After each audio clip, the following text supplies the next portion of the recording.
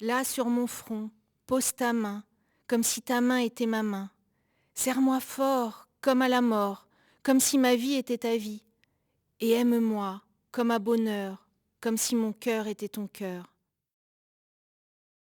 La rue assourdissante autour de moi hurlait, longue, mince, en grand deuil, douleur majestueuse. Une femme passa, d'une main fastueuse soulevant, balançant le feston et l'ourlet. Agile et noble, avec sa jambe de statue. Moi, je buvais, crispé comme un extravagant.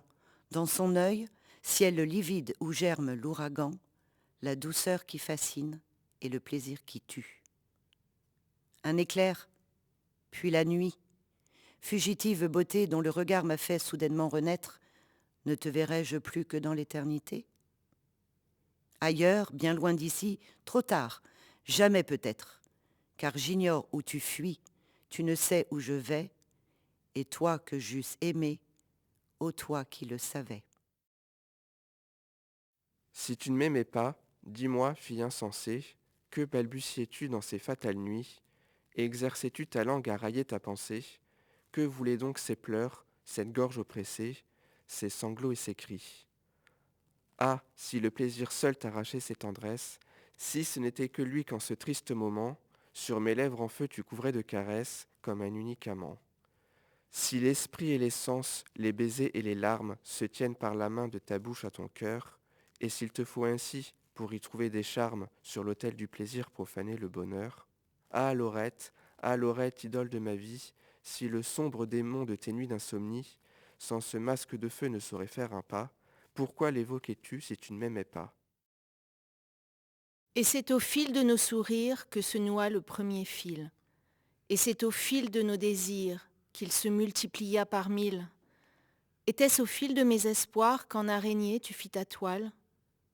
Car c'est au fil de tes départs qu'au piège je fus l'animal, alors qu'au fil de ton plaisir se brisera le dernier fil. Le désir triomphal, en son commencement, exige toutes les aisances. Il ignore le temps, le sort, l'atermoiement. Il exulte, il chante, il s'avance. On serait stupéfait et transi de savoir, aux instants où l'amour débute, combien seront soudain précaires l'abreuvoir, le dur pain et la pauvre hutte. Le cœur éclaterait comme d'un son du corps s'il entrevoyait dans l'espace tant de honte acceptée humblement pour qu'un corps ne nous prive pas de sa grâce. Je voudrais être Ixion et Tantale, dessus la roue et dans les eaux là-bas, et nu à nu me presser entre mes bras, cette beauté que les anges égalent. S'ainsi était, toute peine fatale me serait douce et ne me chauderait pas. Non, d'un vautour fussé-je le repas, non, qui le roc remonte et redévale. Lui tâtonner seulement le tétin, échangerait l'obscur de mon destin au son meilleur des princes de l'Asie. Un demi-dieu me ferait son baiser, et flanc à flanc entre ses bras mésés, un de ces dieux qui mangent l'ambroisie. Je sais que je devrais m'effondrer pour de meilleures raisons. Mais avez-vous vu ce garçon? Il fait capituler le soleil tous les soirs. Ah, si j'avais des paroles, des images, des symboles pour peindre ce que je sens. Si ma langue, embarrassée pour révéler ma pensée, pouvait créer des accents. Loi sainte et mystérieuse, une âme mélodieuse anime tout l'univers. Chaque être a son harmonie, chaque étoile son génie, chaque élément ses concerts. Ils n'ont qu'une voix, mais pure, forte comme la nature, sublime comme son Dieu. Et quoique toujours la même, Seigneur, cette voix suprême se fait entendre en tout lieu. Un cavalier va dans la plaine, la jeune fille pense à lui, et cette flotte à Mytilène, le fil de fer est là qui lui, comme il cueillait la rose ardente, leurs yeux tout d'un coup ont fleuri, et quel soleil la bouche errante, à qui la bouche avait souri. 12 ans ont passé depuis ce jour, depuis ce moment, où tu as posé la main sur moi. Je m'en souviens parfaitement, car c'était la première fois qu'une main se posait sur moi comme ça. Je ne veux qu'un rêve à demi flottant, que mon âme brève passe en voltant, que la brume fine l'enveloppe aussi. qu'elle s'achemine sans autre souci que celui d'errer, avec une brise, sur l'arbre léger, sur la terre grise. Par une nuit d'orage et sous un ciel en deuil, parfois le paysan qui sort d'une veillée aperçoit au détour de la route mouillée un feu follet énorme et fixe comme un œil. S'il s'avance, domptant son effroi par orgueil, le feu recule et semble, au fond de la feuillée, par la brise de mer tordue et travaillée, une flamme d'alarme au loin sur un écueil. Mais s'il fuit le poltron et regarde en arrière, il voit, tout près, l'infernale lumière, grossissante et dardant sur lui son œil mauvais. Ô vieux désir, pourquoi donc me poursuivre encore, puisque tu t'es enfui quand je te poursuivais, quand donc t'éteindras-tu, quand donc viendra l'aurore? Je me languis de toi, mais tu te languis d'une autre. Je refuse celui qui me désire, parce que j'en désire un autre. Une femme. Jamais une bouche de femme n'a soufflé sur mon front, ne m'a baisé d'amour. Je n'ai jamais senti, sous deux lèvres de flamme, mes deux yeux se fermer et s'ouvrir tour à tour. Et jamais un bras nu, jamais deux mains croisées, comme un double lien autour de moi passé, n'ont attiré mon corps vers un bien inconnu. Jamais un œil de femme au mien n'a répondu. Une femme, oh, qui pourra me dire si jamais une femme, avec son doux sourire, avec son sein qui bat et qui fait palpiter, avec sa douce voix qu'il est doux d'écouter. Si jamais une femme aimable, prévenante, amie aux mauvais jours, aux jours heureux, amante, si cet ange du ciel un jour me sourira, si sa main à ma main quelquefois répondra.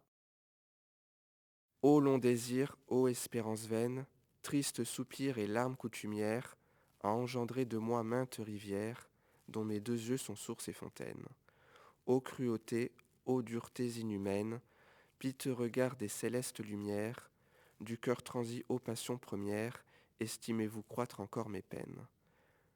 Qu'encore amour sur moi son arc essaie, que nouveau feu me jette et nouveau dard, qu'il se dépite et pique il pourra face.